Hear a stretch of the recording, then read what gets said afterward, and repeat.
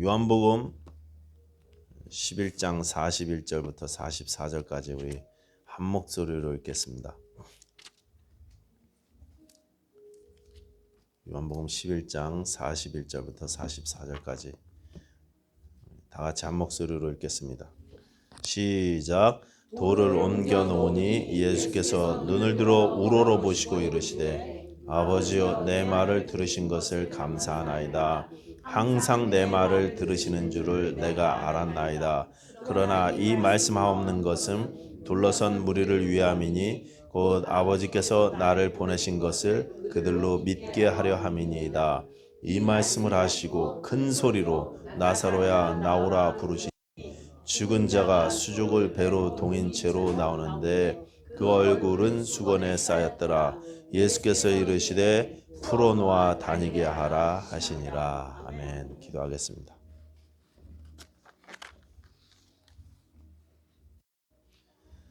하나님 아버지 감사합니다. 우리의 기도를 들으시니 감사합니다. 하나님 항상 우리 기도를 들으시는 줄 믿고 감사드립니다. 하나님 이 시간에 우리의 좋으신 아버지께 찬송하고 예배하오니 우리의 예배를 받으시고 하나님 우리 온 심령이 주를 향하게 하여 주시옵소서.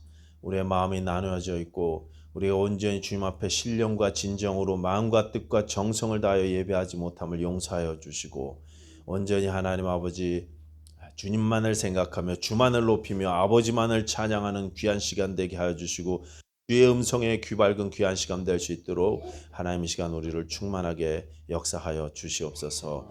오늘 주시는 말씀을 귀 받게 하여 주시고 삶 가운데 순종하는 그런 결단을 있게 하여 주시옵소서. 예수님 이름으로 기도하였사옵나이다. 아멘.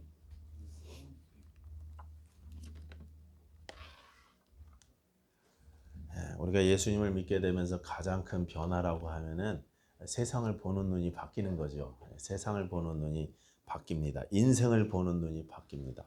눈에 보이는 세계만 생각하고 이 땅만을 생각하면서 살았는데 이제는 영원을 바라보게 됐고 죽음 이후를 바라볼 수 있는 눈도 우리가 갖게 됐습니다. 어떤 철학자는 이야기하기를 이렇게 부르죠. 죽음에 이르는 병은 절망이다 그렇게 이야기했습니다. 죽음도 죽음에 이르는 병이 아니고 절망, 소망이 없는 것이 죽음에 이르는 병이다 이렇게 이야기했는데 신자는 소망을 갖게 됐습니다. 오늘 찬송하신 대로 주 예수 그리스도께서 우리의 사한 소망이 되셨습니다. 부활의 소망을 우리가 갖게 되었습니다. 주님을 다시 만나게 될 소망, 우리가 사랑하는 사람들을 천국에서 다시 만나게 될 소망을 우리가 다 가지고 있습니다. 우리의 모든 신앙 선배는 이 소망을 가지고 하루하루 견디고 인내하면서 그렇게 살았습니다. 지금도 많은 분들이 천국의 소망을 가지고 우리 주님 다시 만나뵐 소망을 가지고 이 땅을 믿음으로 살고 있습니다. 지금 우리가 주보에 계속 올려놓는 이 북한에 억류 중인 선교사님들 지금 돌아가셨는지 살았는지 소식도 없습니다. 그냥 밝혀진 분들만 이름 돌아가셨다고 발표가 나면 이렇게 빼고 있는데 발표가 없으니까 아마 아직도 감옥에서 고생하시고 계시겠구나 이렇게 알죠. 그분들 어떻게 견딥니까? 주 예수 그리스도께서 우리의 사한 소망 되심을 아시기 때문에 견디는 것입니다. 우리의 모든 신앙의 선배들이 다 그렇게 믿음으로 예수 그리스도를 소망으로 그렇게 이기면서 살았습니다. 히브리서 11장은 말씀하시기를 심지어 어떤 이들은 더 좋은 부활을 얻고자 하여서 구차히 풀려나기를 심한 고난 받는 것을 기꺼이 고난을 받고 구차히 풀려나기를 원하지 않았다 이렇게까지 말씀하셨습니다. 참으로 기독교 신앙은 부활 신앙이고 이것은 죽음마저도 이기는 믿음인 것입니다. 그러나 이 믿음은 이 땅 이후의 삶만을 약속하는 것은 아닙니다.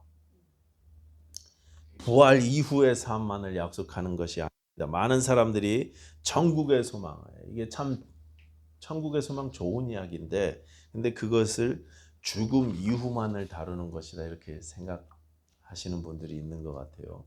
지금 현재 여기에서의 내 삶에는 이 소망이 그렇게까지는 관련이 없다고 생각하시는 것 같습니다. 그래서 마치 이 천국 소망을 보험 들듯이 들어놓고 내가 예수를 믿고 구원의 확신을 가져서 일단 죽음 이후에 대한 삶에 대해서 대비를 해놓고 그리고서 이 땅의 삶은 그와는 별개로 사시는 모습들이 좀 있는 것 같습니다.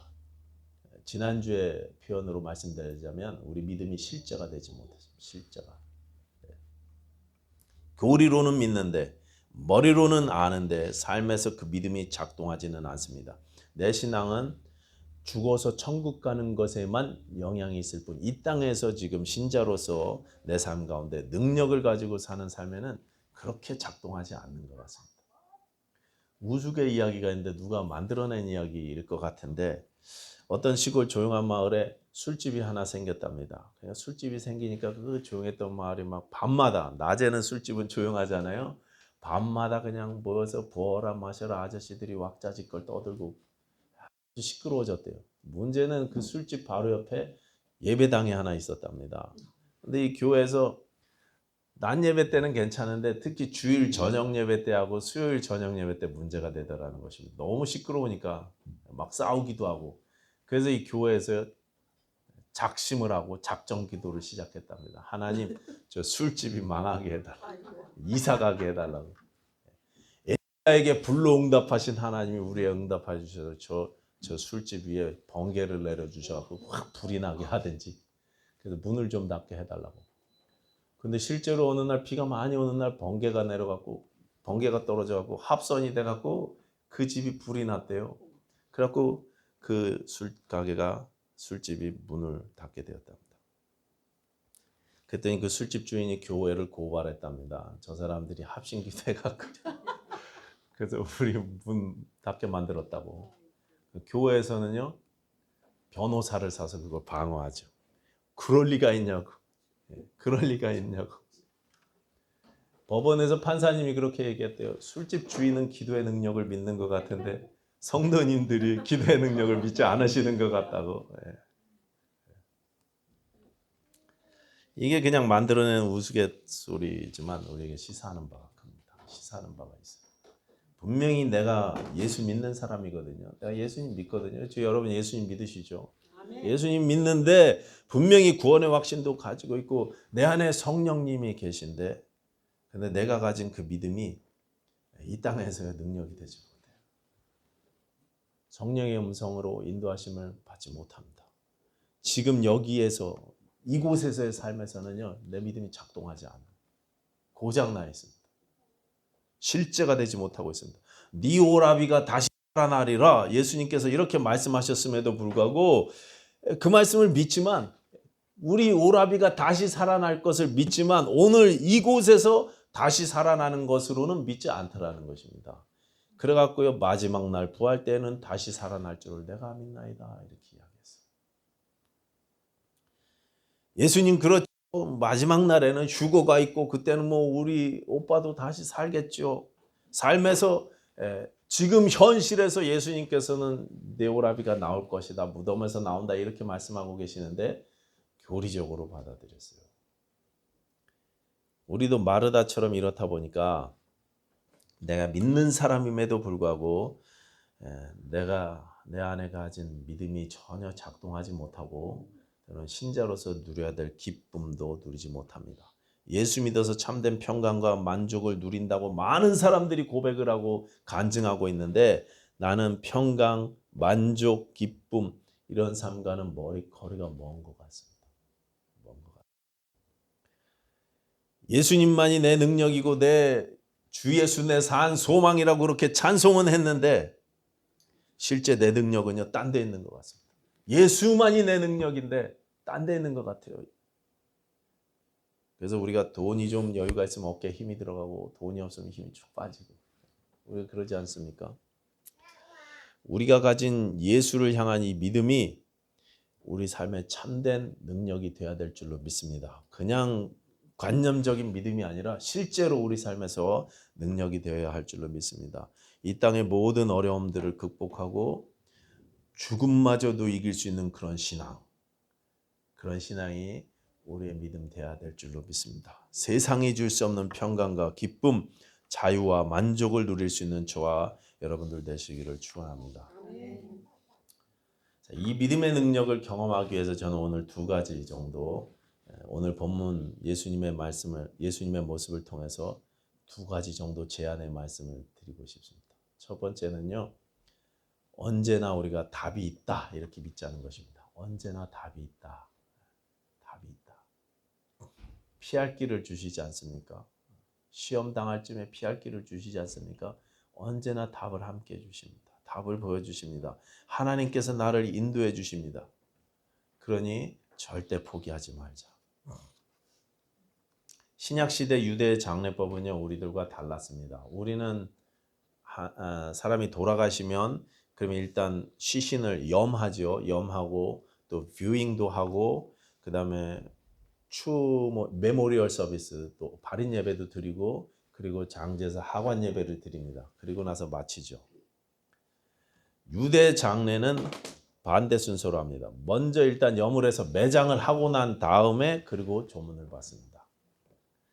예수님이 도착하셨을 때는 이미 나사로가 죽어서 매장되었을 때입니다. 이미 매장되어서 끝났습니다. 동굴 속에 시신이 안장돼서 끝났습니다. 예수님이 너무 늦게 도착하신 거예요. 그래서 마르다는 주여 죽은 지가 나흘이 되었으며 벌써 냄새가 나나이다 이렇게 말했습니다. 끝이라는 것입니다. 소용없다 이렇게 이야기한 거죠. 우리는요 죽음을 끝이라고 생각합니다. 소용없다고 생각합니다. 더 이상 답이 없다고 우리가 생각합니다. 그러나 예수님께서는 그런 상황 가운데서도 하나님의 영광을 보여주셨어요. 예수님께는 끝이 아니었습니다. 다른 답이 있으셨습니다. 네가 믿으면 하나님의 영광을 보리라 이렇게 말씀하셨어요. 믿으면 보리라 이렇게 말씀하셨습니다. 여러분 항상 하나님이 예비하신 답이 있다는 사실을 믿으시기 바랍니다. 믿으면 하나님이 인도해 주실 것입니다. 믿고 하나님의 영광을 누리실 수 있는 저와 여러분들 되시기를 바랍니다. 하나님이 우리를 사랑하시잖아요. 하나님이 나를 사랑하시지 않습니까? 그래서 우리가 전도할 때도 하나님은 당신을 사랑하십니다. 이렇게 다른 사람들한테 얘기를 하는데 왜 나는 하나님이 나를 사랑하신다는 사실을 믿지 못하십니까? 하나님이 나를 사랑하십니다. 나를 사랑하시사 환난 당할 때는 피할 길을 주시고 어려움 당할 때는 답을 주시고 선한 길로 아름다운 길로 우리를 인도해 주시는 좋으신 아버지세요. 좋으신 아버지십니다. 내 기도를 듣기 원하십니다. 항상 좋은 것 주시기를 원하시는 아버지십니다.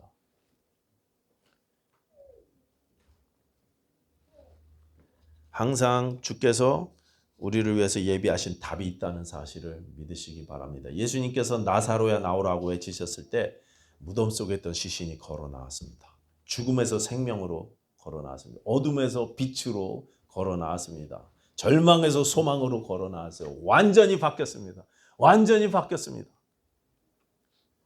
주의 음성이 우리를 답으로 인도하실 것입니다. 주의 음성이 우리에게 들려질 때 우리의 삶이 완전히 바뀔 것입니다. 우리 교회 상황이 완전히 바뀔 것입니다. 내 가정의 어려움이 완전히 바뀔 것입니다.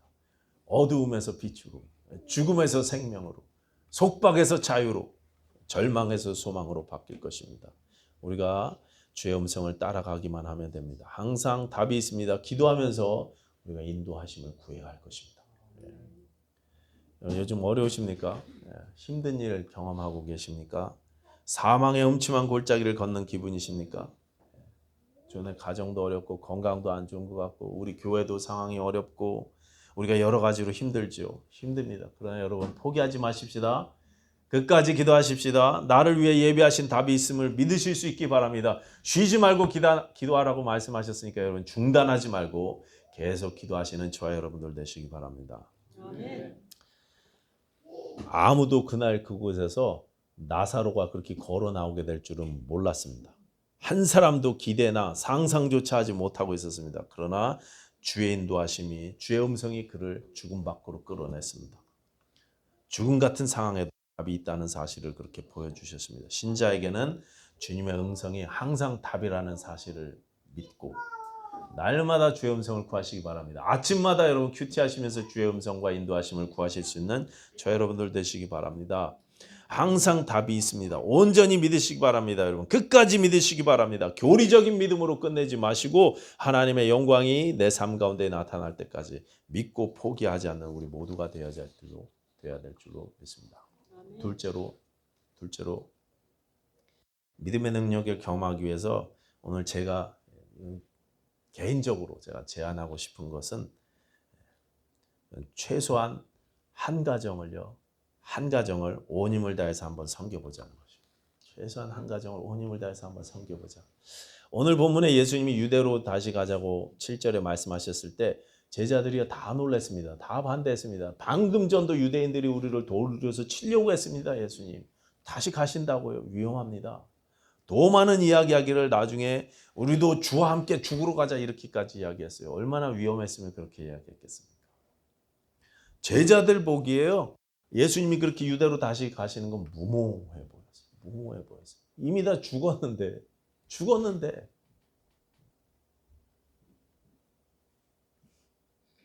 위험한 일이었습니다. 목숨을 건 일이었습니다. 무모한 도전이었던 것 같습니다. 이미 죽어서 다 끝난 집에 목숨을 걸고 다시 방문하실 이유가 없을 것 같은데 예수님이 가신다고 하니까 이상하죠? 그래도 예수님은 유대로 가셨습니다. 목숨이 위태로워지는 것에 개의치 않으셨습니다. 최선을 다해서 그 가정을 사랑하시는 거예요. 예수님은 항상 그러셨습니다. 자신의 최선을 다해서 사랑하시고 자신의 목숨마저 바쳐서 하나님의 뜻을 이루셨습니다. 최선을 다해서 사랑하셨습니다. 최선을 다해서. 우리도 그렇게 해봤으면 좋겠습니다. 예수님처럼 우리가 모든 가정들을 다 최선을 다해서 사랑하지는 못하지만 최소한 한 가정, 내게 보여주시는 한 가정, 한 사람만이라도 온 힘을 다해서 섬겨봤으면 좋겠습니다. 여러분이 혹시 지금 그렇게 섬기시는 가정이나 그렇게 섬기시는 사람이 있습니까? 한 사람이라도, 한 가정이라도. 우리 식구들 말고요. 내 가족 식구들 말고, 우리 교회 21세기 교회 식구들 말고. 우리가 보통 교인들은 잘하잖아요. 우리 서로 사랑하지 않습니까? 우리 교회 성도님들이 어려움 당했다 그러면 우리가 앞장서서 이렇게 돕지 않습니까? 잘합니다. 교인들끼리는. 우리 교회 안에서는 잘하는데 서로 돕기도 하고 뭐 격려하기도 하고 기도도 해주고 잘하는데 교회 바깥의 사람들에게는 어떻습니까? 전도 대상자라고 우리가 정해놓고 그 사람들한테 이렇게 정성을 쏟기는 하는데 그 사람들한테도 적당히 하지는 않습니까? 적당히 내 스케줄에 맞춰서 교회 인도하는 거나 내 교회 식구들이나 뭐 이런 내 관계 이런 거 다 내려놓고 그냥 사람으로서 예수 그리스도의 사랑 한번 보여주고 친절을 베풀고 하는 모습들이 우리에게 한 번쯤은 있어야 되지 않을까. 제가 이 말씀을 읽으면서 그렇게 생각했어요. 나에게 나오는 게 아무것도 없다 할지라도 내가 저 사람에게 하나님의 은혜를 베풀어서 저 사람이 우리 교회 오는 게 아니라 할지라도 하나님이 나에게 저 사람을 알게 해주셨다면, 이 관계를 하나님이 나에게 허락해 주셨다면 내가 그에게 한번 예수 그리스도의 사랑을 보여줘야 되지는 않나. 예수 그리스도의 친절함을 한번 보여줘야 되지는 않는가. 이런 생각을 해봤습니다. 예수님이 이렇게 무모할 정도로 사랑하시는데 우리도 한번 그래 봐야 되지 않나. 이런 생각했습니다. 물론 우리가 기회가 되는 대로 사람들을 돕고 섬기려고 하죠. 신자로서 그렇게 하죠. 우리 다 그렇게 합니다. 특별히 기독교 문화가 되어져 있는 이런 미국 같은 나라들은요, 어려움 당하면 막 차 타고 가다가도 저 아래 무슨 위험한 사람이 있으면 차 세우고 가서 막 도와주지 않습니까? 그런 일들 잘 합니다.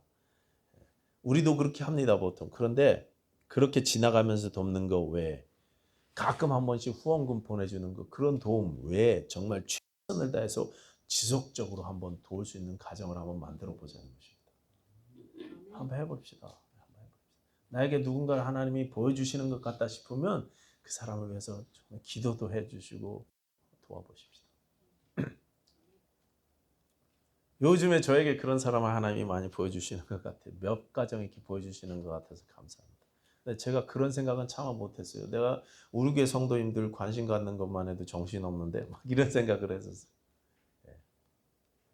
항상 어떻게 하면 우리 교회를 데리고 올까 이런 생각, 그런 생각만 했었습니다. 근데 그런 거하고 별개로 하나님이 사랑하시는 그 영혼을 위해서 하나님의 은혜를 보여줄 수 있을까?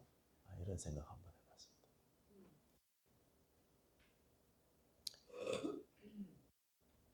우리가 예수의 이름으로 이렇게 하나님의 사랑을 나타낼 때 나사로가 살아났던 것처럼 생명이 살아나는 역사가 일어날 것입니다. 삶이 회복되는 모습을 우리가 보게 될 것입니다. 믿음의 능력을 우리가 경험하게 될 것입니다. 테레사 수녀가요, 어느 날 한 어린이의 상처를 지극한 정성으로 이렇게 치료해 주고 있을 때 인근에 있던 이웃이 와갖고 그 수녀님에게 이렇게 물어봤대요. 수녀님, 당신은 당신보다 더 잘 살거나 높은 지위를 가진 사람들이 편안하게 사는 것을 보면서 부러운 마음이 안 드십니까? 당신은 평생 이렇게 사는 것이 만족스러우십니까? 이러면서 물어봤대요. 그러니까 그녀가 이렇게 대답했답니다. 허리를 굽히고 섬기는 사람에게 위를 쳐다볼 여유가 없습니다. 허리를 굽히고 섬기는 사람에게는 위를 쳐다볼 시간이 없습니다. 이렇게 이야기했대요. 예수 이름으로 사람을 섬기는 것은 우리의 의무이기도 하고 특권이기도 합니다. 특권이기도 해요. 다른 것을 볼 여유가 없습니다. 우리가 교우들끼리 가족 간에 섬기는 것은 당연한 일입니다. 우리끼리 섬기는 것 외에도 교회 밖의 사람들, 하나님이 나와 알게 해주신 관계들, 한국 사람이든 중국 사람이든 미국 사람들이든 상관하지 말고 그런 분들 한번 온전히 섬겨보자는 것입니다. 최선을 다해서 어려움을 당한 한 가정, 한 사람을 도울 때 하나님의 영광이 나타나는 것을 우리가 경험하게 될 줄로 믿습니다. 저 미국 동남부에 시골길을 달려가다 보면 집이 뜨문뜨문 떨어져 있는 그런 넓은 들판들이 많습니다. 많은데 지나면 뭐 모카밭, 땅콩밭 끝없이 펼쳐져 있죠. 그리고 또 양파밭, 뭐 감자밭 이게 그냥 밭만 있습니다. 엄청나게 넓은데 한참 달려야 이제 사람 사는 마을이 나오곤 합니다. 어느 날 어느 한국 분이 그 시골길을 몇 시간째 달리다가 길 옆에 다 쓰러져가는 통나무집 처마에 어떤 사람이 여자분 같은 어떤 사람이 혼자 이렇게 앉아 있는 모습을 봤습니다. 근데 이분이 그 여자분을 이렇게 봤을 때 귀신 들린 건지 미친 사람인지 머리는 다 풀어지고 씻지도 못해서 꼬질꼬질하고 마약 환자인 것 같기도 하고 넉나간 표정으로 그렇게 앉아 있더래요. 처음에 그분을 그냥 지나쳤지만 왠지 이분이 마음에 계속 걸려서 이미 한참을 지나왔지만 마음의 거리낌, 마음의 죄 음성 인도하심을 듣고 순종하는 마음으로 이분이 차를 돌렸습니다. 이미 많이 지나왔지만 차를 돌려서 날이 어두워졌음에도 불구하고 한참을 운전해서 그곳으로 다시 찾아갔습니다. 그리고 그 미친 사람 같은 그분을 만났는데 대화를 해보니 한국 사람이었어요. 한국 여자분이었습니다. 미치지도 않았습니다. 귀신 들린 것도 아니었습니다. 이야기를 들어보니 이분이 한국에서 미군 기지 앞 술집에서 험한 일을 하면서 이렇게 술시중을 들던 그런 분이셨는데 미국 남자를 만나서 나름 결혼을 하고 그 남자를 따라 미국까지 오게 된 것이었습니다. 그런데 그 남자가 이 여자분을 버렸어요. 신분이고 뭐고 아무것도 해결이 안 되어져 있는데 그냥 물 한 병 주면서 다시 올 거니까 기다리라고 하고 그냥 떠났대요. 거기다 놔둬. 지나가는 사람들한테 어떻게 하겠거니. 그렇죠. 뭐 미국 영주권도 없고 뭐 신분도 안 돼 있고 그러니까 서류 작업도 안 돼 있고 그러니까 애매하죠. 영어 한마디 제대로 못하는데 하루 이틀 그 남편을 기다리면서 그렇게 지나가는 사람들에게 구걸하면서 살다가 그러다가 이 한국분을 운전하면서 지나치던 그 한국분을 만났습니다. 그날 이 운전하시는 분이 그 여자분을 아틀란타에 있는 자기 집으로 모시고 갔습니다. 그리고 자기가 다니던 교회에 연락을 했어요. 아틀란타 한인 감리교회던가 그렇습니다. 그 교회에 연락을 했습니다. 그리고 그분이 다시 한국에 안전하게 돌아가실 수 있도록 교회에서 이렇게 모든 걸 마련해 주시고 섬겨 주셨는데 그 일이 그렇게 될 때까지 이 운전해서 모시고 온 분이 지극정성으로 혼자 이분을 버림받은 이분을 섬기셨습니다. 한 사람의 생명을 살리는 것입니다. 그로 말미암아 하나님의 영광을 보는 거예요. 그 영혼이 살아나는 모습을 경험하게 되는 거죠. 온 교회가 그 한 사람 때문에. 제가 아틀란타 감리교회 어떤 교회인지 아는데 굉장히 큰 교회거든요. 굉장히 큰 교회입니다. 큰 교회라고 할 수 있는 게 아니에요. 돈이 있어서 하는 게 아니에요. 하나님의 마음이 있어야 할 수 있는 일입니다.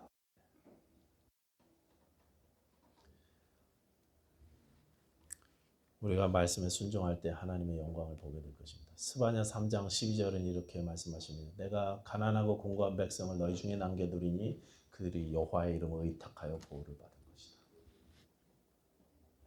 야고보 사도는 이렇게 말합니다. 긍휼을 행하지 아니하는 자에게는 긍휼 없는 심판이 있으리라. 긍휼은 심판을 이기고 자랑하느니라. 우리가 여호와의 이름으로, 하나님의 이름으로, 예수의 이름으로 한 영혼을 섬기고 한 가정을 정말 조건 없이 섬길 때 하나님의 역사가 나타날 줄로 믿습니다. 긍휼은 심판을 이기고 자랑합니다. 여러분 혹시 지금 누가 생각나십니까? 머릿속에 생각나십니까? 그분을 위해서 오늘부터 열심히 기도하십시다.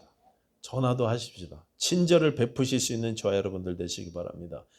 죽은 사람이 살아나는 역사, 하나님의 영광이 드러나는 그런 영광이 나타날 때까지 그렇게 우리가 섬김을 한번 실천해 보셨으면 좋겠습니다.